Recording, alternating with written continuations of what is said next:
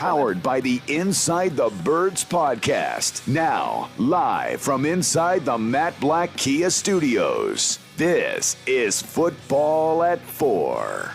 Football at 4, powered by the Inside the Birds podcast. Josh Hennig filling in for Mike Gill. Here on a Wednesday edition on 97.3 ESPN. Mike over there at the ShopRite LPGA Pro-Am.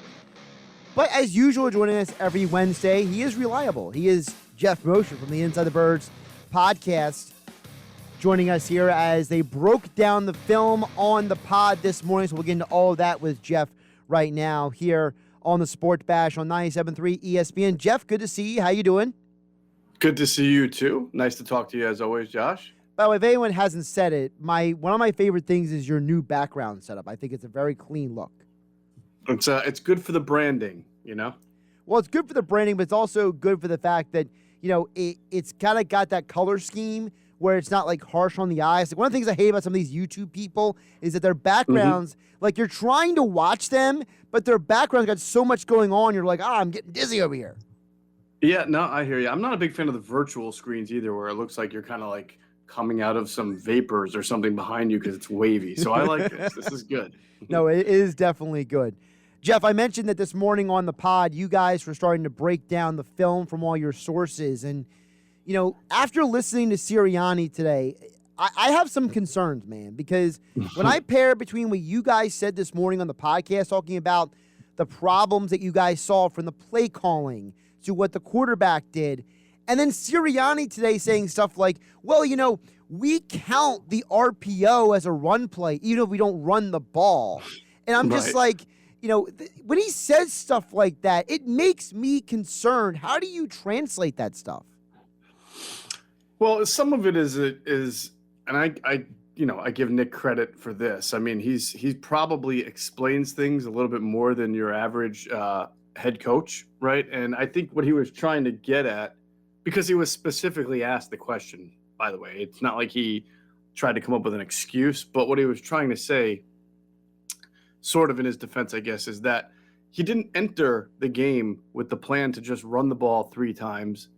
And there were runs built into the offense more than just 3 times, even though they were losing. I think he's trying to convey the fact that this offense has some optionality to it. And there are things that they see and that they're reading in a defense that, you know, is a planned run, but it's really an RPO, a run pass option. So if the defense does something different than they expect, or if the numbers invite the run, or if the numbers are against the run, then they're going to throw the ball. So I do agree, though, there was some mixed messaging when you just sit there and say, look, we've got to run the ball more, we've got to have balance.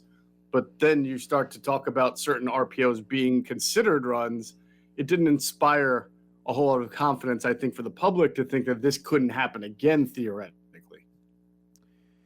If it does happen again, if the offense... That's where I think we all have to use our own, sorry to interrupt you, our own judgment in our own brains and say, do we really think Nick Sirianni is just going to coach the exact same way going forward all the time? I highly doubt that. I'm sure he and Jalen Hurts are going to talk about times where it's important to keep an honest run game going, even if you feel like the opportunity there is to pass, or that's really just on Nick Sirianni to take his RPO playbook and maybe whittle it down a little bit to not give Jalen Hurts so many options to change the play.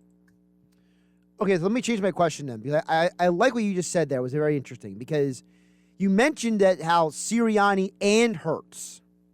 So how do we divvy up the responsibility? Because the way Sirianni made it sound was, you know, well, Hurts can judge the play, but Hurts, he never answered the question fully as Hurts changing the plays at the line of scrimmage, which infers to me that Hurts isn't like, you know, going rogue like Aaron Rodgers used to with Mike McCarthy, right?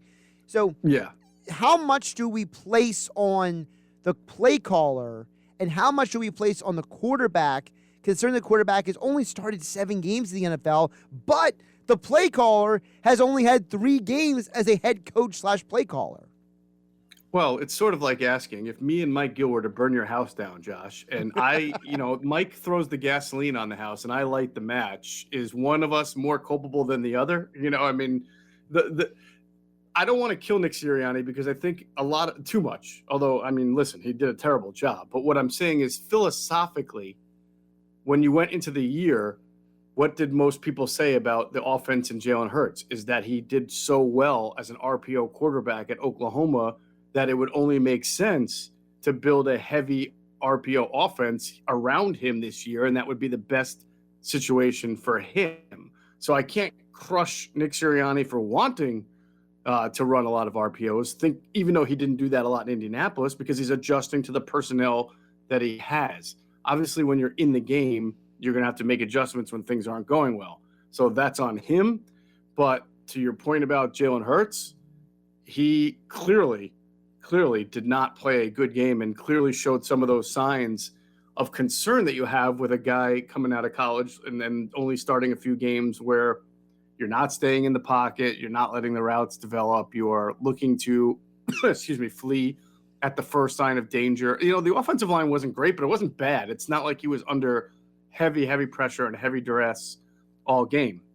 But his ball placement and accuracy was also an issue. I mean, it goes unnoticed, but there was a wheel route to Kenny Gainwell that he threw a little bit behind him. But if that's where a wheel route should be, over to the outside shoulder, then that's a big gain. And there were about, half dozen, a dozen passes like that he missed that he needs to put on his receivers. It's also interesting because, what I did for the game, Geoff, I mentioned this before, I watched the regular broadcast, then I re-watched it on the Manning cast. And on the Manning cast, they both brought up some of the things that was mentioned on You Guys with the Pod, which was Hurts' footwork was off at times. He missed some throws. But they also mentioned, for example, the touchdown throw to Greg Ward. They thought that was an amazing throw, an amazing play by him. They also mentioned on the interception on the throw to Rager that Rager failed to fight for the ball on the interception. And Peyton was freaking out about how Rager failed his quarterback. So it's like, there's a part of me that wonders, like, for the people out there who are screaming, because we all seen them online, right? Hurts doesn't have the it factor. Hurts stinks. I actually heard someone literally told me yesterday, Geoff, they should have never traded Carson Wentz, right? Like, that's where people are right now with Hurts. And there's a part of me that's saying, guys, do we not forget that Peyton Manning led the league in interceptions as a rookie? Like, can we at least see if Hurts is bad for 2 straight weeks before we try to sell him down the river? I find it interesting that some people who were so strong in their convictions 3 weeks ago or 4 weeks ago that the Eagles were going to be a much better team than people said, that they were going to challenge to win the division, and were strong in those convictions, are now equally strong in their convictions on the opposite end. Now they think the Eagles stink. Now they think Jalen Hurts stinks. And I would say, well, why didn't you learn from your lesson from 3 weeks ago about being so strong in your convictions on one way? You're just the same way now, just on the other side of the argument. I wrote a column today on Inside the Birds, Josh, where I kind of, InsideTheBirds.com, where I reflected a little bit on Chip Kelly's first season. I know nobody wants to talk about Chip Kelly, but do you remember how much of a genius he was after that first game? That's what people still talk about in Chip Kelly's first year, that first game against Washington, to the point where people kind of forget that he lost his next 3 games and was outscored by about 50 points, including a 55-20 loss to the Broncos. I saw it in person. It was ugly. They were 1-3, and everybody thought Chip Kelly was a terrible coach who had no scheme and had nothing, and was going to be a failure. So they won the division that year, right? They went 10-6, so they rebounded. And on the flip side, in 2016, Doug Peterson, as you remember, goes 3-0. I mean, they start off the season with wins over the Browns, the Bears, and then they kill the Steelers 34-3. And what do I remember about the conversation in the city that year? Oh, my God, we have to recalibrate. This team is so much better than we think. They're going to win the division. They're going to go far in the playoffs. Carson Wentz is going to be great. What do? They lose week 4 to Detroit, and then they go through a 5-game losing streak in the middle of the year, and they have to fight and claw just to get a 7-win season. So my point of that, and piggybacking off what you said about Jalen Hurts, is that trying to judge a team or a player by its or his highest point or lowest point in September is just flat out dumb. I'm not saying the Eagles are going to be a lot better than they looked on Monday. They could be. They could also be worse.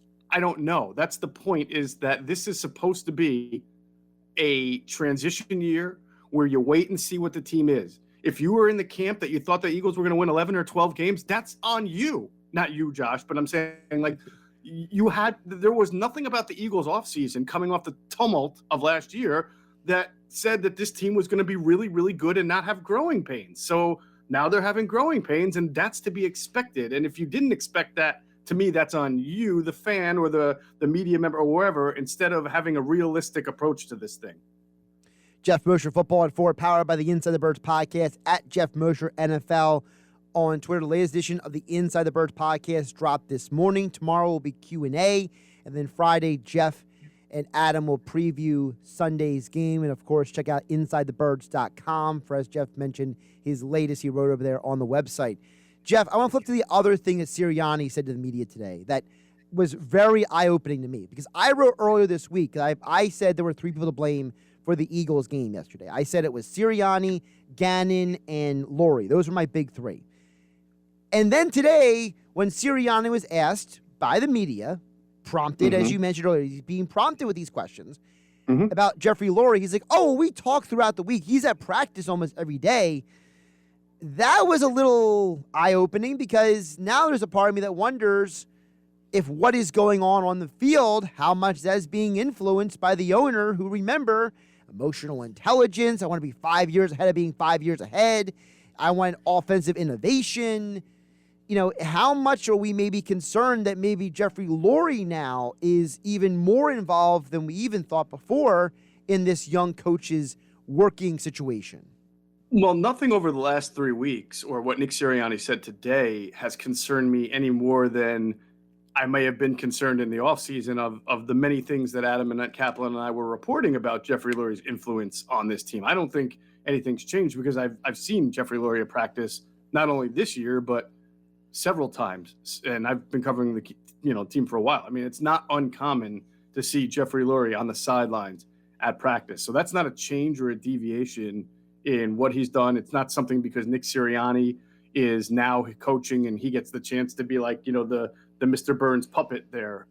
It's just who Jeffrey Lurie is, and he's got a heavy hand in what goes on with the team. So that part of it is normal.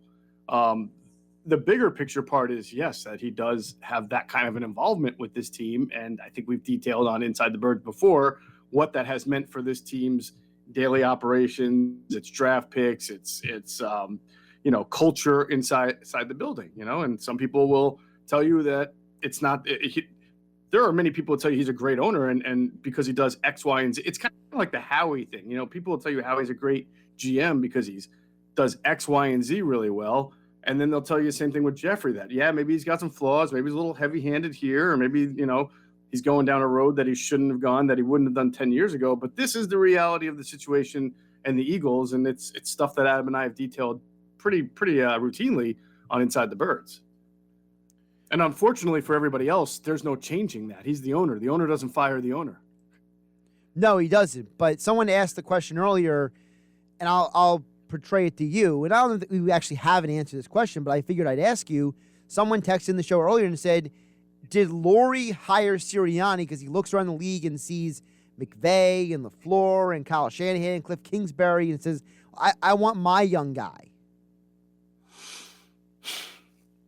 It's a great question.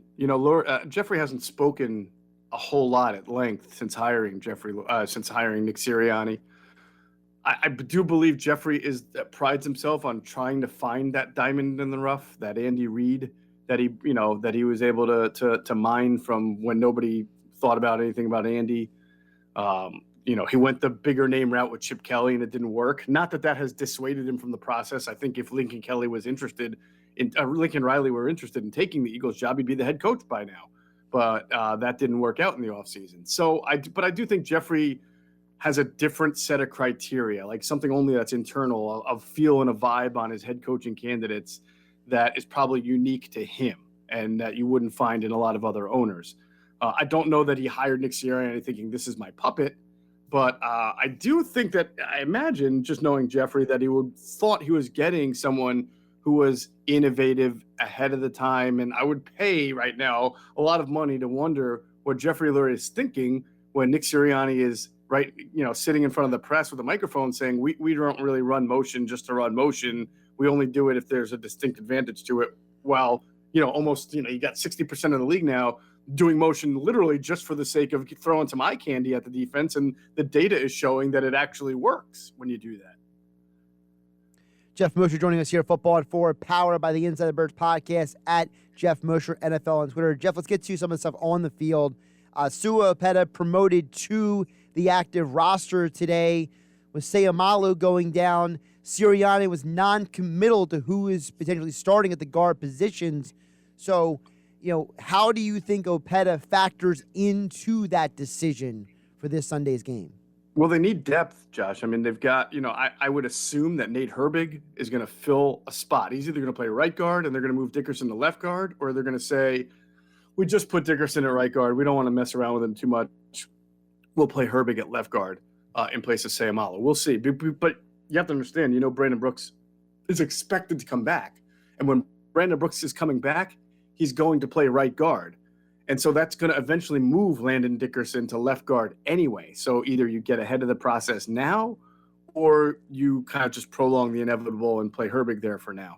But they have no depth. I mean, you're thinking, first of all, with Mailata hurt, and we have to see if he'll play, you're down to Brett Toth as your top offensive tackle, your swing tackle, which is a little scary. And then on the interior, you've got if Herbig's going to start, then you're really down to Sua Opeta now as one of your top backup interior linemen, along with the kid that they signed from Buffalo's practice squad, Jack Anderson. But I don't know how eager they are to get Jack Anderson out there when he hasn't really practiced for more than a week in this scheme. So Sua Opeta has practiced on this team and knows the personnel around him. And so he becomes more of a valuable piece of depth. But the bottom line is you're not in a great situation if Sua Opeta or Jack Anderson or Brett Toth have to get onto the field against the Chiefs on Sunday. I'm starting to wonder, Jeff, Dickerson, he was so highly lauded coming out of college. I mean, even guys like Brian Baldinger has literally said he thought Dickerson was the best offensive lineman in the draft. I mean, now Baldy's also the guy who thought 2 years ago that Mailata was going to be a beast left tackle. So, Baldy, aside from playing in the NFL, knows something about offensive linemen. But there's a part of me that wonders, maybe Dickerson isn't best suited for right guard because, you saw the way he got sideswiped a couple times by the pass rush. Maybe there is something said with the fact that a guy who played center for that many years, now he's moving the guard. Maybe he does have a better plant foot, or maybe he does have a better angle that he takes. And maybe it would make sense to just say, hey, Landon, go learn left guard because we know for sure Seumalo is done for the year. I mean, the bigger question, you might be right, but the bigger question, Josh, I have is that interesting. By the way, Rodney McLeod, full practice today for the Eagles. So that is a really good thing for them. That's huge. Because, that's huge. So that sounds like he's very close to being able to play. To your Dickerson point, and by the way, Dickerson was limited today with a hip. I think in general, it's less about where he's playing and more about did they rush him on the field too quickly? I mean, he did not practice on full, like have a real full practice until after the final cutdown date when he was activated onto the 53. And then he started practicing in full. And this is a guy who suffered that injury.